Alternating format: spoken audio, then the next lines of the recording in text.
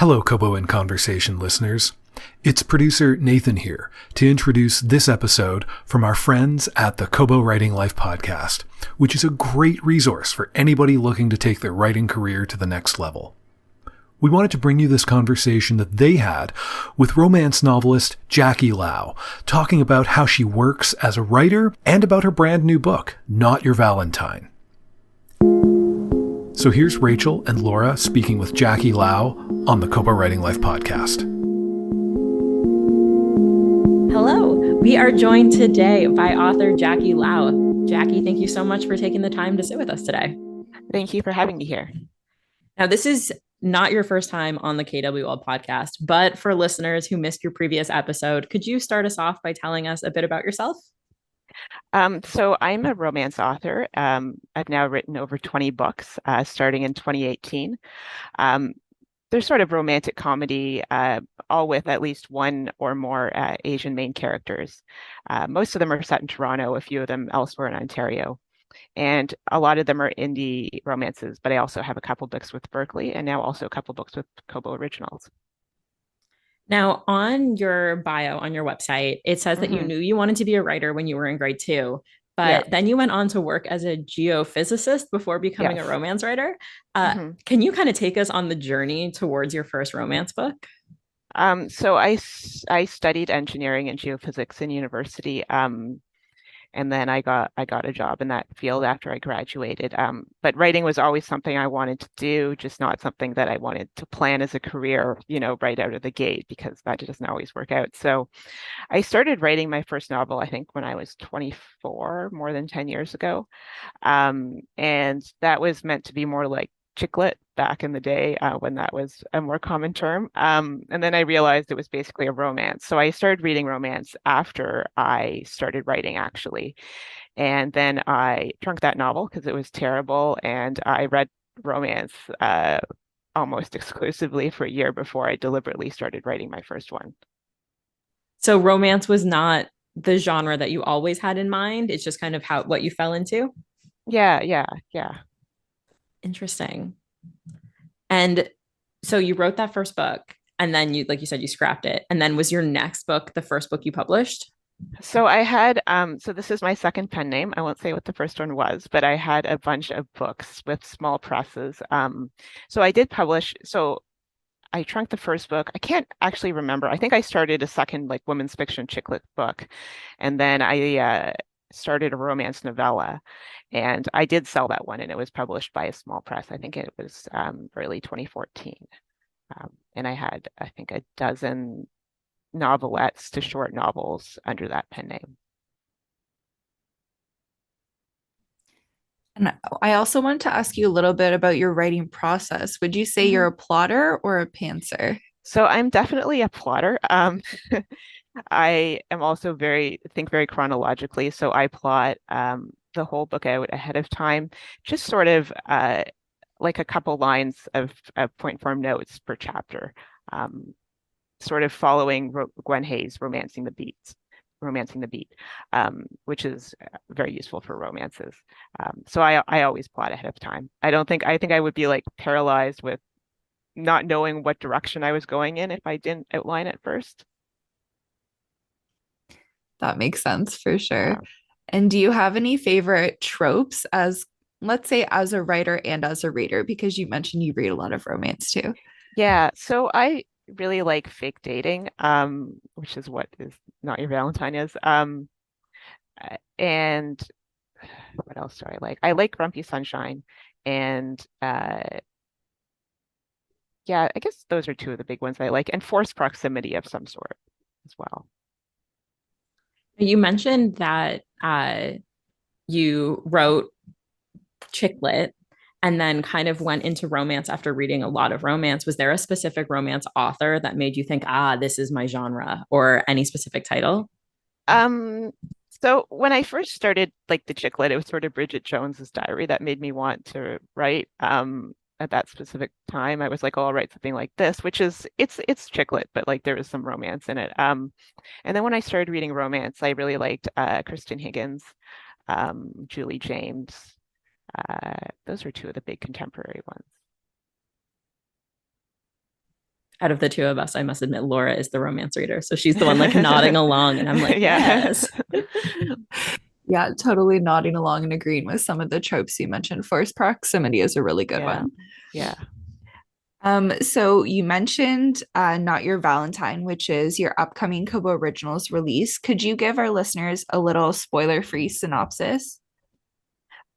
So Not Your Valentine is about Helen Sang, and a year ago she had a video go viral of her being dumped at a restaurant on Valentine's Day, where her ex says, "It's not me, it's you." And after that, she just sort of swore off dating, and now Valentine's Day is coming up again, and she's perfectly happy not dating, but her family and friends are sort of getting on her case and worried that she's not over it. So she decides to ask one of her friends to be her fake boyfriend, just so everyone will stop worrying about her. Now, what was the first like spark of an idea for this book? Was it the viral video? Was it the fake dating? So curious. I actually can't remember. Yeah, I can't remember. I think it was the fake dating. But I've written a bunch of fake dating books, so I'm not sure actually. A viral breakup video is like everyone's 2023 nightmare. Can I just say? Like, Yeah. the idea that there's like cameras, everyone has a camera now, and that could totally happen to anyone nowadays. And that's my worst nightmare. Yeah, for sure. I guess I should be grateful to any and all exes for breaking up with me in the privacy of my own home then, huh? Yeah, I mean, and also like for me, like so long ago that this wasn't even often really. Now we touched a little bit on tropes, and like you mentioned, Not Your Valentine has the fake dating trope in it, but there's also a grumpy sunshine element to it as well. Except like unlike and I'm using air quote like heavy air quotes here, traditional grumpy sunshine, it's the heroine who's like the Valentine's Day hating, anti heart shaped everything character. Was it really fun to write Helen? Yeah, it was quite fun. I have written a few other books as well with a more grumpy heroine, and I always enjoy doing that. Yeah. I did see, I forget where I read it, but somebody was exclaiming how great your grumpy female characters are. Oh. Is there any in like outside influence to these characters? Are they inspired by you? A little bit, but I don't know if I would really call myself grumpy exactly. Sorry, I didn't mean to put you on the spot with that one. Yeah.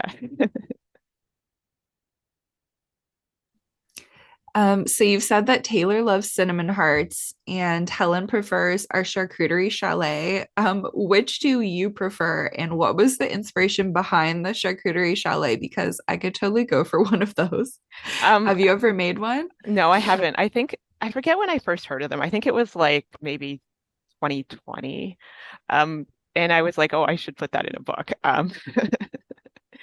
And yeah, so I did. And so yeah, I would prefer charcuterie chalet over cinnamon hearts. But if it was a gingerbread house, I think that would be a tougher decision because gingerbread is kind of appealing. So Gingerbread is delicious. And I genuinely want to try to make a charcuterie chalet. I have zero artistic skills, but I love to eat. So I feel like that would motivate me to attempt one. So you haven't tried to build one yet? No, but you don't actually have to bake, right? You just have to get the ingredients and assemble it. So yeah. But it's the assembling I'm a little worried about. My gingerbread houses tend to look like, do you remember the original Sims, like Sim City video game, and you could summon disasters? That's what my gingerbread house is like. We should have done some kind of like charcuterie chalet building contest as part of like our promotion for the book. I'm gonna float that by Jess for our promotions. I do wonder if it's something that's like people only do if they're going to put it on social media. Like, does anyone actually do it if it's not like something that they're going to post? I mean, I don't think I could build something that spectacular and not try to share it with the world. Yeah. Unless you were hiding it from someone because it deflated before you. Kind of speaking about social media presence is such a big part of Helen's fake Mhm. relationship. How do you approach social media in your marketing? So I'm mainly on, so I don't use TikTok at present. I want to, but it's something that like doesn't really come naturally to me. I know some people have had great success with TikTok, but it's a bit hit and miss. Um, I mainly use Twitter, which I've been on for quite a while, and Instagram as well. Um, and like on Instagram, I find that book content always does better, gets more likes than other stuff. So I do post other things on Instagram as well, but it's quite heavily on the books I have, especially if I have a release coming up. I mean, I post like donut pictures and food too, but I don't focus so much on posting my regular life. Um, Twitter is just sort of whatever at this point. Like, uh, who knows what's going to happen to Twitter? I know some people say Twitter doesn't sell books. Twitter has absolutely sold books for me, mainly at the beginning when I was starting out as an indie author. Like you have the if you have your tweet like retweeted and stuff by the right person, like it can make a difference. I've seen it in my sales numbers.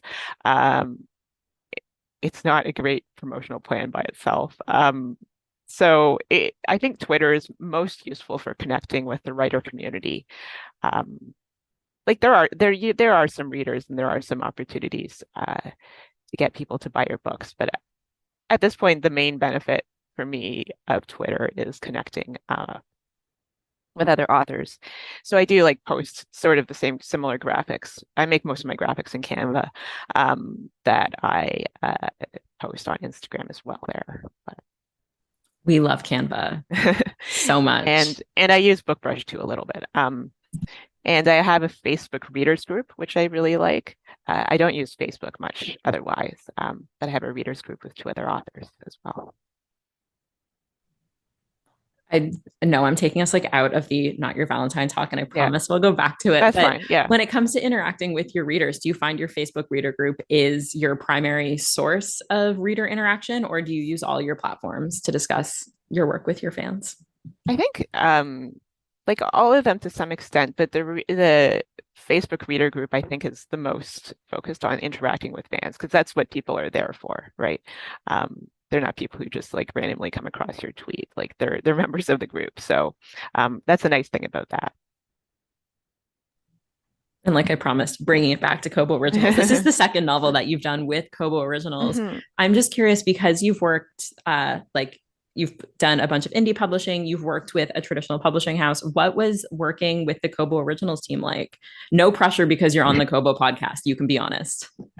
So I liked it. I think the schedule is very quick compared to trade publishing.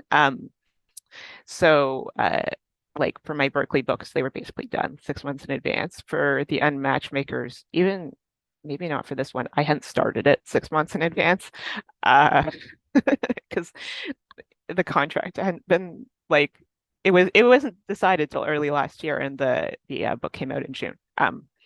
So the timeline was much more.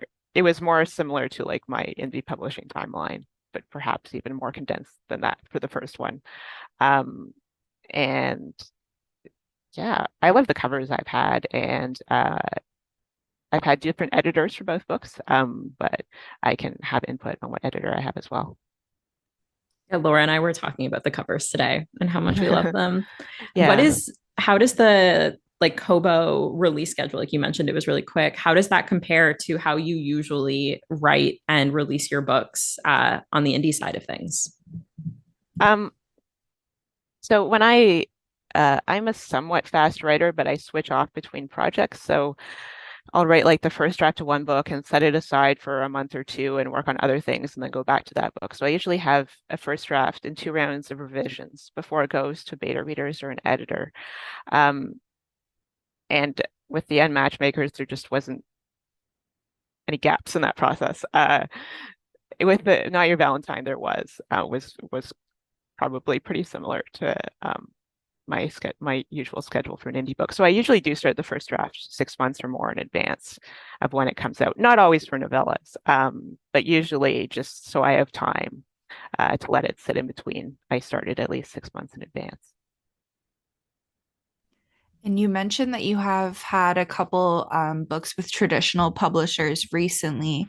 How has that shift been to becoming kind of a hybrid author versus just indie?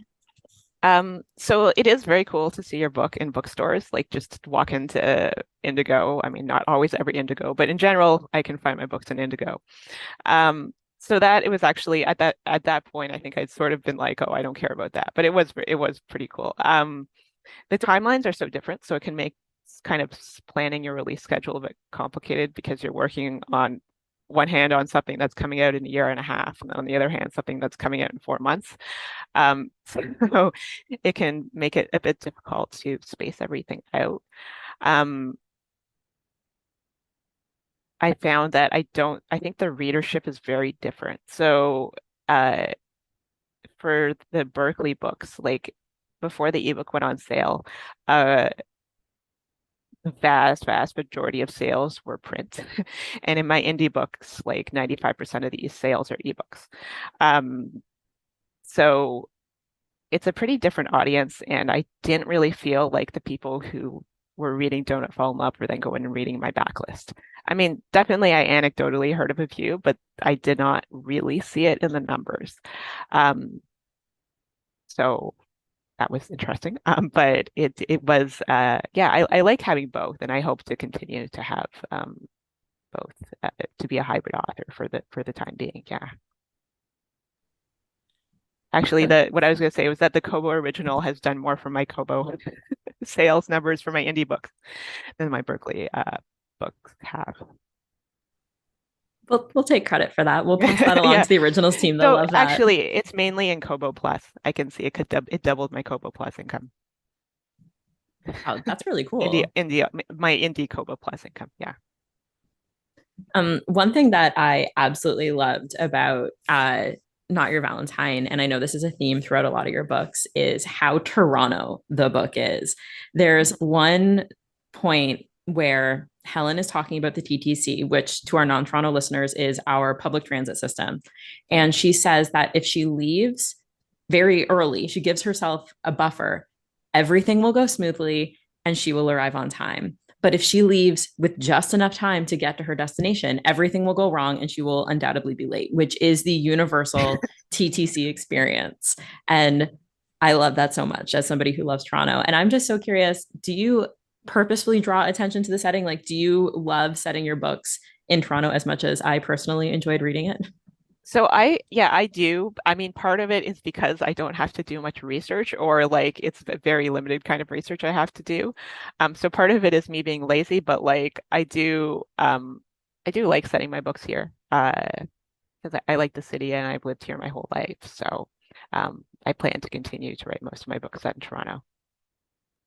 Is there a part of Toronto that you haven't explored in your books yet that you would love to use as a setting?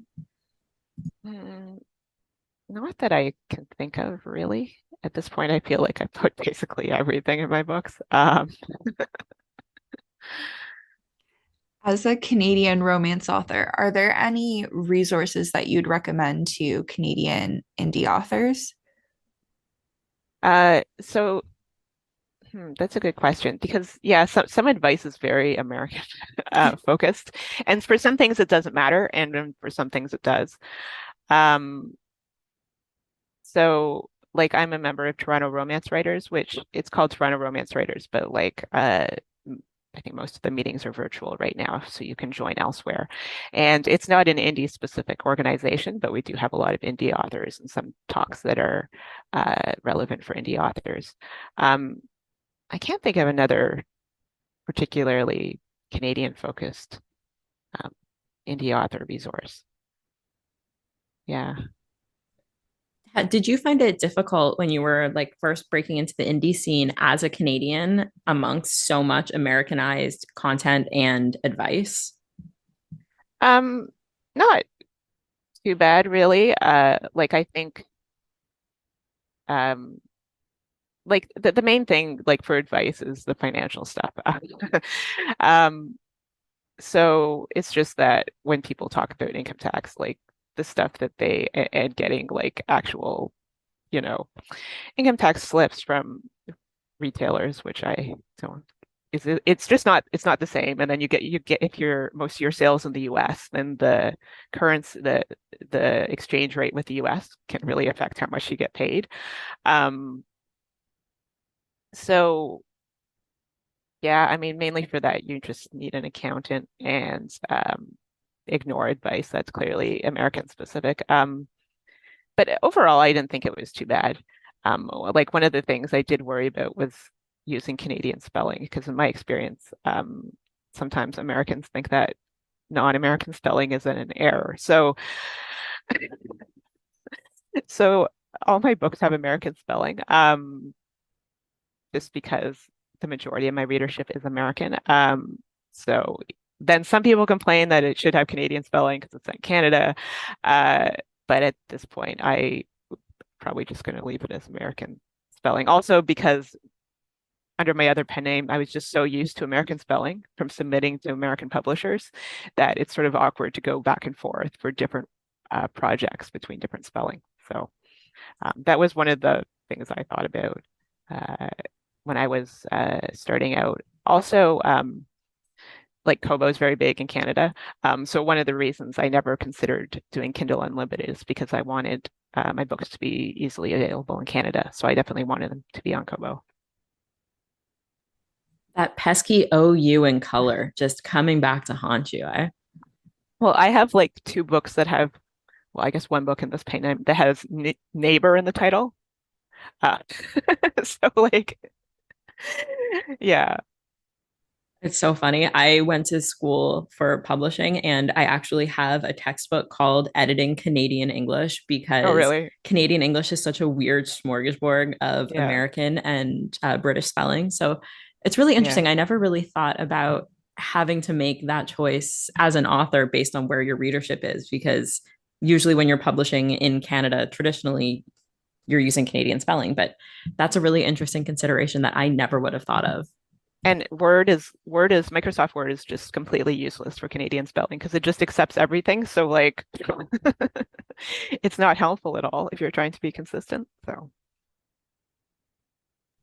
You need a strong editor and proofreader to make sure the yeah, I mean geographical spelling is correct. that's the other thing is like because when I was starting, I had an American editor. So it's like I don't want you to have to figure out what is and isn't the right spelling. One thing I wanted to ask you about, and I've been trying to figure out how to formulate this question properly for most of the day, but uh, as you mentioned, in all of your books, one, if not both, of your leads are Asian, and in Not Your Valentine, they're both Chinese Canadian. And what I thought was really interesting was drawing attention to the white gaze on the Asian experience, if that makes sense. Like talking about how like white folks can fetishize the like Asian community. And I was just wondering, like, I don't want to say like, why did you include this? Because obviously it's important, but I guess it's more like, what was that decision to include it like for you? If that makes sense. Yeah, I'm not like it's not a big part of the book. I'm not 100% sure what brought it on. I think the like fetishization of Asian women is sort of like along something that's been like I wouldn't say like always widely discussed, but something that's like been talked about a little bit going back a long time. I think we're sort of seeing it the other way, with women fetishizing Asian men to some extent now with K-dramas, and not to say that all fans do that, just that I think with the rise of K-pop and K-dramas, we are seeing that a little bit. And so that was kind of one of the reasons I wanted to put that in the book. I think it's really interesting. And like, it's not a huge focal point of the book at all. No. It's mentioned in passing, I think, twice. But I feel like, and I find this happens a lot when folks are writing outside of their lived experience, is that they will describe a character as being a member of a marginalized community, but then not going deeper into what that experience is actually like, because it will affect a lot of how you interact with the world. So I don't know. I just wanted to draw attention to it because I thought it was really well done. Okay, thank you. So we mentioned at the beginning that you've written over 20 books. How has the publishing industry changed throughout your career? And have you had to kind of evolve your marketing strategies at all to keep up with the different changes? Um, so I published my first indie book under this name in 2018, and like publishing, I feel like publishing is always in crisis. I don't know that, like, one of the big things that's completely different in that time is TikTok, but I still haven't used TikTok. I've been sort of watching videos to like learn about it, but I haven't really tried it. So that's been one of the things that like didn't exist in 2018 that some people have really done well with in marketing. I think we've also seen sometimes cost per click ads are more expensive and not getting the same results. I have never done a lot of cost per click ads either on Amazon or Facebook, because I haven't wanted to put in the time and the money to figure out how to make them work for me. And also, I think that newsletter, services like FreeBooksy or BookBub is the big one. I've only had one big BookBub, so I can't comment on how that's changed over time. But like, I think some of those are just not getting quite the results that they used to. Not that they don't work at all. I think they do, but like it can be a little more difficult. And especially if you promote the same book again, like I find you don't get the same results using the same service twice. So I think that's got like it seems like there's always like something that's getting less effective over time. Yeah. So yeah. Other things like the covers have changed a little bit. I think illustrated covers were just sort of getting big in romance in North America around 2018 was when the Kiss Quotient came out. So like around that time, I would say is when they started to get bigger. So we've seen covers change a little bit in that time as well. Yeah, we've definitely heard that about BookBub changing a little bit, the expectations being a little bit different. And Laura and I are both avid TikTok watchers, but not users. So if you figure it out how to make effective TikToks, please let us know because we've been studying very hard. I have heard too, like that's actually another problem if you're not American, is that I've heard people recommend that you get an American SIM card so that TikTok thinks you're in the US. Whoa, I never thought about that before. That's That's so interesting. So that interesting. I was like, God, I'm not doing that. That's too much work at this point. But that is like something that like sometimes you have to consider stuff like that when you're not in the US is where it's going to promote your posts and stuff too. So yeah. It's really interesting. There's so many things to consider when you're indie. There's so many like little decisions that kind of fall on you to make. Yeah. And I mean going because I like under my old pen name started in 2014, like there are a whole bunch of big, small a whole bunch of decent sized ebook first or ebook only romance publishers at the time that are pretty much all gone now. So like they sort of, I think indie just sort of took over just because indie became more accessible. It became so easy to get your stuff up on retailers that the advantages of that weren't as big. And yeah, so the whole like idea I had when I in like 2013 of where I was going to sell my work and stuff is just completely different than from what it is now. When you started with this pen name, did you find you had to basically start from scratch? Oh And yeah, I mean I purposely I didn't like it's not like a big secret, so I did say like I'm writing under this name now, and my social media handle was like X something slash something for a while, but it was basically starting over. But um, I did so I sold so poorly under my first pen name that there was basically nothing to bring with me anyway. Like there was nothing there, so it wasn't I didn't it wasn't that difficult. to decide to leave that behind. So. You mentioned covers changing a little bit, like with the Kiss quotient. Do you feel a lot of pressure as an indie because you kind of have this opportunity to change your covers a lot, like when you see different things trending? Um, so I've never to this point recovered a series. I am thinking about it for the first time. And I'm not sure what I'll do.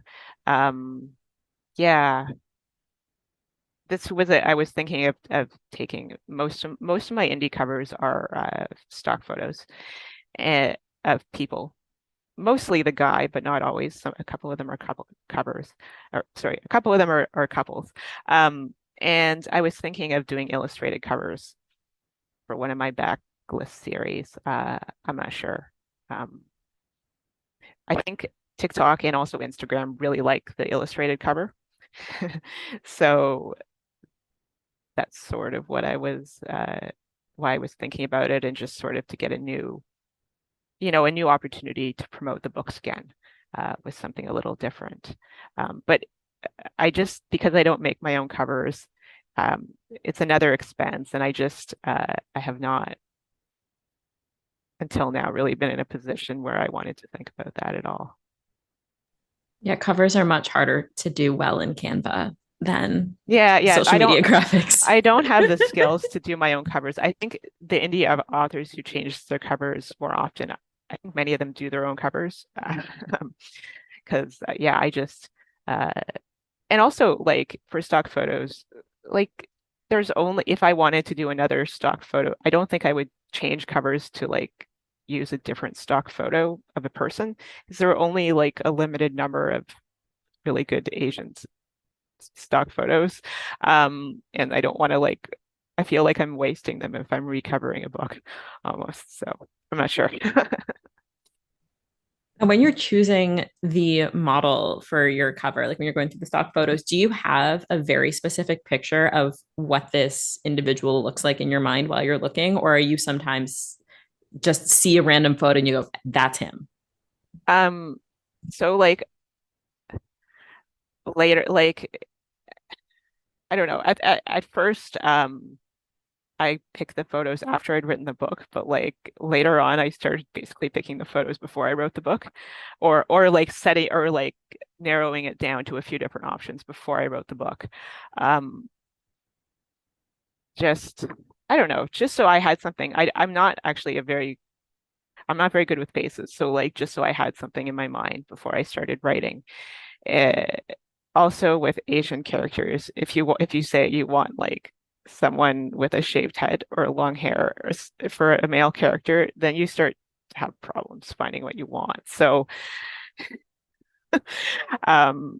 like it's not, the stock photo situation's not completely terrible, but like once you start having criteria like that, it gets a little trickier. So that does affect how I describe my characters physically sometimes. Sometimes I just haven't found a stock photo of what I actually wanted to write, so I changed it a little bit. That's so interesting. And you're not the first author we've spoken to who has mentioned the lack of, not complete lack, but somewhat lack of diversity in stock photos. Yeah, and couples can be trickier, especially interracial couples with one Asian person, which is part of the reason I don't have a ton of couples on my books. So Should start having photo shoots. Put yourself on your covers. Nana Malone I did have, it first. You can do I it know. now. I remember hearing that. Yeah, no, I don't. I would never want to do that. Now, I have one very important question for you. In your bio, Yeah, you mentioned that you love eating gourmet donuts, yeah, and we're all based in Toronto. And yeah. so I'm really curious, what is your favorite donut shop in Toronto?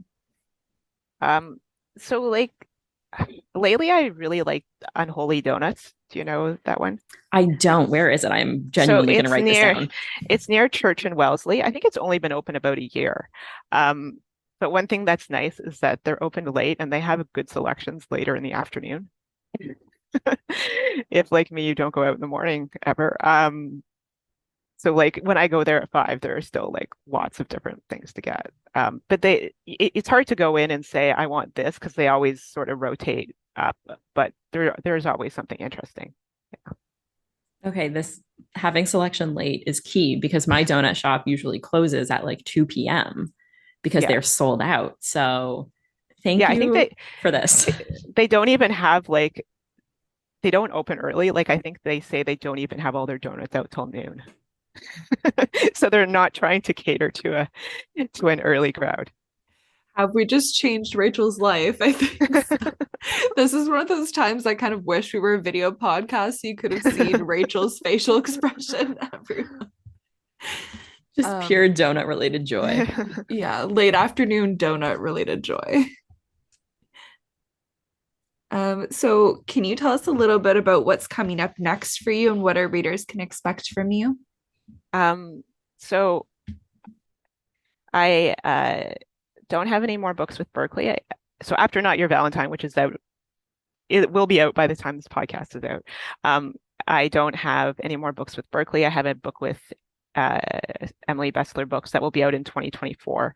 And for my indie books, I'm still figuring out my schedule. I hope to start 2 new series this year, but I'm still working on figuring out the details. Yeah, and I'm also looking at starting a subscription, not a Patreon, but something similar to that as well. So we'll see. Hopefully having a Kickstarter too. Like there are so many different things you can do in indie publishing right now. That's kind of exciting, but also very overwhelming. So yeah. Yeah, I was going to say definitely overwhelming. There's so many options. It's hard to know which one to go with. But that's really exciting. Yeah. Yeah. So we'll see what happens. Well, keep us posted, and we will include links to any and all of the above projects in the show notes for this podcast. And where can our listeners find you online? So JackieLauBooks.com, and on both Twitter and Instagram, I'm also Jackie Lau Books. And on my website, you can find a link to sign up for my newsletter as well. Amazing. And we will include links to all of those in our show notes as well. Well, Jackie, thank you so much for taking the time to sit and chat with us today. We really appreciate it. Yeah. Thank you for having me. As promised, we'll have links in our show notes to help you find all the resources mentioned. And we've also got a link to a Q&A with Jackie on the Kobo blog that you should check out. This episode was originally produced by Terrence Abrahams, with additional production by me, Nathan Maharaj. Michael and I will be back soon with more author interviews. Thank you so much for listening.